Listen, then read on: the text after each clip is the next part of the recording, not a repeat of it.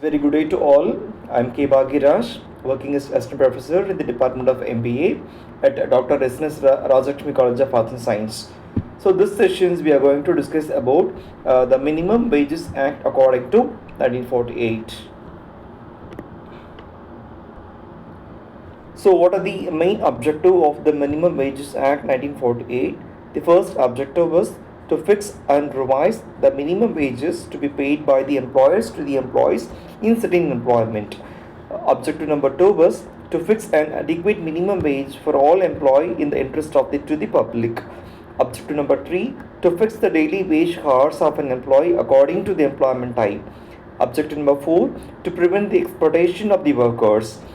Objective number 5, to establish and provide the powers and duties of the inspectors. So these are the some few objectives of the Minimum Wage Act according to 1948. So this act is applicable for certain cases. Here, what are the applicability of this act about the Minimum Wage Act according to 1948?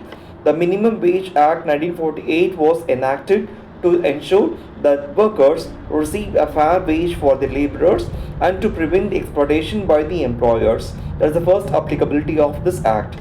Second applicability of this act is the act applies to specific sectors where the labor is vulnerable under or to be under the payment.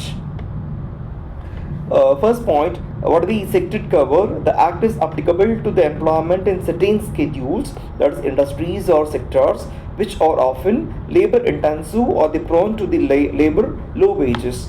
Point number 2, these includes the agricultural, constructions, mining, textile and small scale industries. And point number 3, the government can add new industries to the schedule through the notifications. And the point number 2 was, and for the this point to be denoted for the employers, all employees to be scheduled for the employments, whether the private sector or the public sectors, are required to pay minimum wages or prescribed by the act. Point number 3, wage classifications. So define the term as a wage. So wage under this act is typically set based on the nature of the work, that for implies for skilled, semi-skilled and unskilled, and the geographical areas such as two segments such as urban area and rural area. And the point number 4 is state and central government jurisdictions. The minimum wage rate are set by the respective states governments and the central governments for the industries for falling under the purview. This means the wage rates can vary across the states. So what are the key expressions and key definitions under this act? The first one is define the term wage. So under the section 2(h) of the act provides that inclusive definition of the wage includes all remuneration capable for being expressed in terms of money that are the employer pays to pay to the employee during the course of the employment. The word should be as in wages. And define the term, say a key expression number 2, that is definition, define the term of the employee. Under the section 2(i) of the act defines any employees and employees of any kind of the person who is be engaged to do any skilled or unskilled manual or clerical work in respect of which minimum rate of wages has been fixed. So what are the minimum wage components? So how to calculate what are the different terms under the minimum wage components? The first minimum wage component is the basic wage. So what does it mean by the term basic wage? This is a core amount paid to an employee without any allowance of the benefits. It forms a base of the wage structure and is generally calculated based on the number of the hours or number of days to be worked.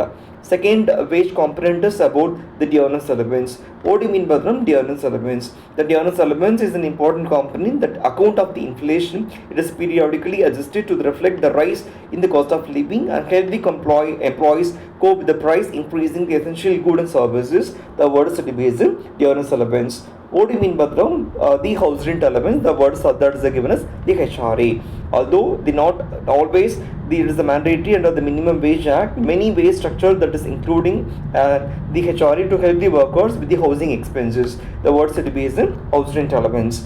And fourth one is about the conveyance allowance. This allowance compensates the employees for the travel or the transportation expenses incurred to commute to the workplace. That allowances comes under the conveyance allowance. What the special allowances?